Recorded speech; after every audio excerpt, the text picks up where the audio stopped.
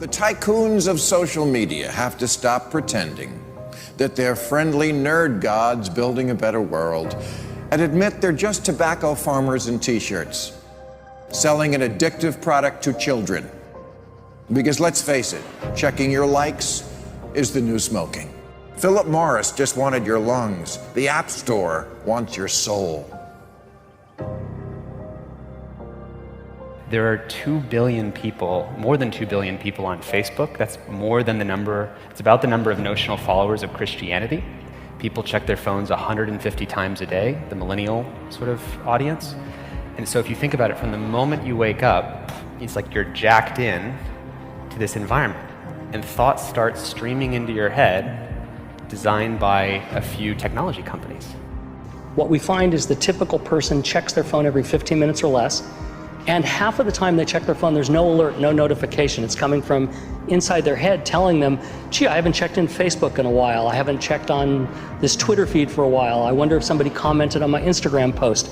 That then generates cortisol, and it starts to make you anxious, and eventually your goal is to get rid of that anxiety, so you check in. And apparently we feel stressed when we can't get our phone or when our battery is about to die. You probably know this feeling. And a research done in Australia among 3,000 people under the age of 30 found that 9 out of every 10 admit to feel this anxiety while having his battery dying. Steve Jobs revolutionized the entire world with the iPhone, and he never let his children use it because he did not want them dependent on technology. Right now, an infant is getting their first laptop that's soft and squishy and makes noise. Right now, a child is being born online and being favorited and retweeted. The hypergenerational segregation of our time is bizarre, unhealthy, and historically unprecedented.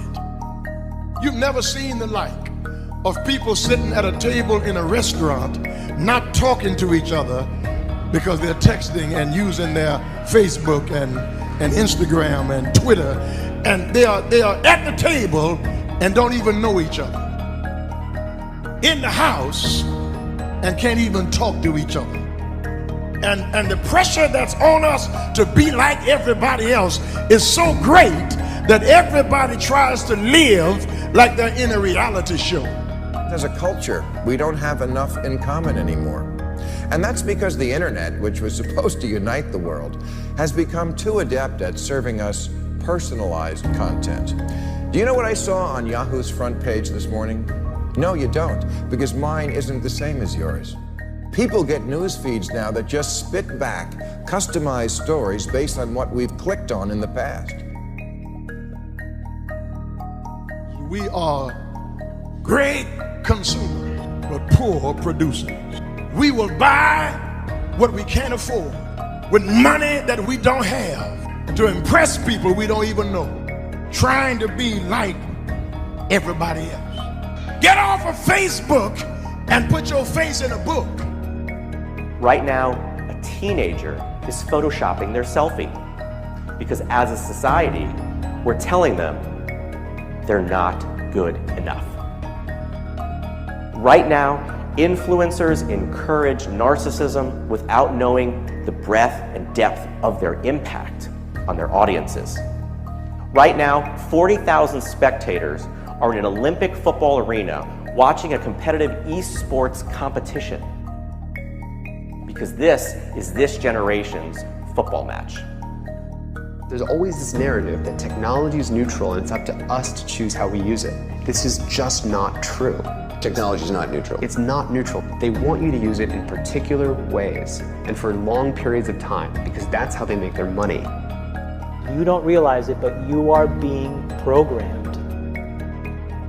It was unintentional, but now you got to decide how much you're willing to give up, how much of your intellectual independence. If you feed the beast, that beast will destroy you. If you push back on it, we have a chance to control it and rein it in. And it is a point in time where people need to hard break from some of these tools and the things that you rely on. The short-term dopamine-driven feedback loops that we have created are destroying how society works. No civil discourse, no cooperation, misinformation, mistruth. And it's not an American problem. This is not about Russian ads. This is a global problem. I challenge everyone to try going 1 week without social media. Don't let your phone and social media control you.